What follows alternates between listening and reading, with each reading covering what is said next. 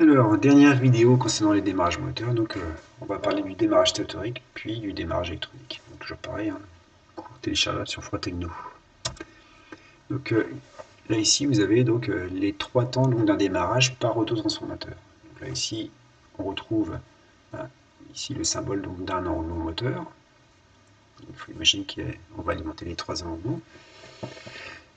Et donc, du coup, eh bien, on vient donc brancher donc un autotransformateur. Donc, l'autotransformateur, ben, ici, j'ai donc des spires, N1, N2, donc, et en fonction de la position donc, sur mon autotransformateur, eh bien, je n'aurai qu'une partie de la tension donc, appliquée au primaire, donc au secondaire. Donc là, ici, premier temps, eh bien, j'applique mes 400 volts sur mon primaire d'autotransformateur et je ne récupère qu'une partie de cette tension. En fonction ici de la position, donc encore une fois, de mon piquage sur mon secondaire de transformateur. Donc voilà, je démarre à tension réduite. Dans un deuxième temps, je viens couper les spires N2, ce qui fait que je me retrouve à appliquer une tension donc, qui est différente ici du premier temps, puisque en fait là on a en série donc les spires N1 avec donc l'enroulement.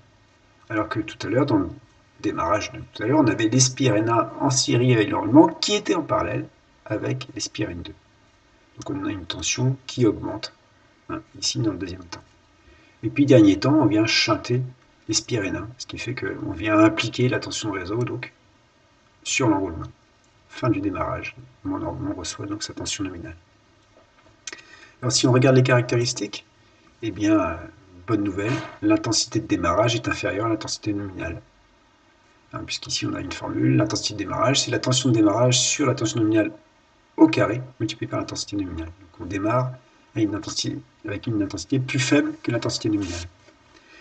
Par contre, bah, c'est le même genre de formule pour le couple, et donc on a un couple de démarrage qui est inférieur au couple nominal.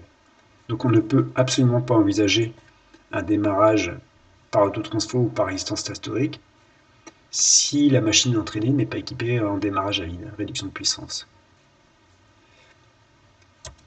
Alors ici je vous ai mis le schéma électrique donc, de puissance, donc non pas d'un autotransfo, mais des résistances statoriques.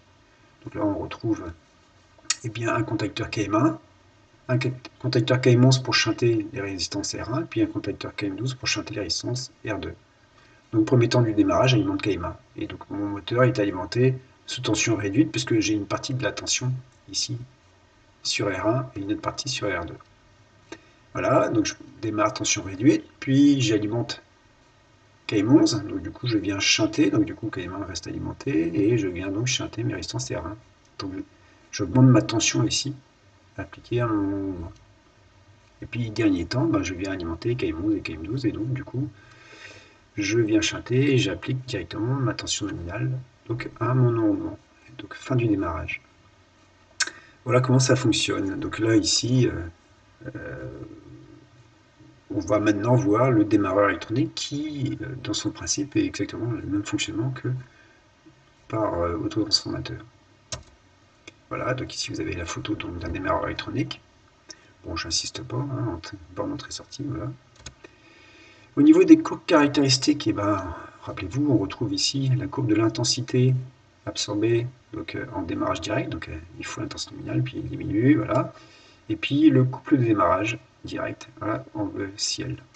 Eh bien, en bleu foncé, c'est le couple de démarrage donc, en démarreur électronique, donc on a un couple de démarrage qui n'est pas bon.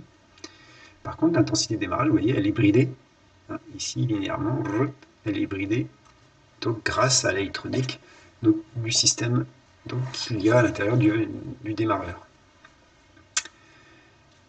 Voilà, donc dernier point, ben, le câblage électrique. Voilà, donc en fait c'est pas très compliqué, hein. On retrouve ici donc la protection, le contacteur de ligne, et puis ici donc la LT Start, et donc derrière le moteur électrique. Là ici le bouton rotatif S3 là c'est pour pouvoir donc si S3 est à 0, eh bien votre moteur ne pourra pas démarrer.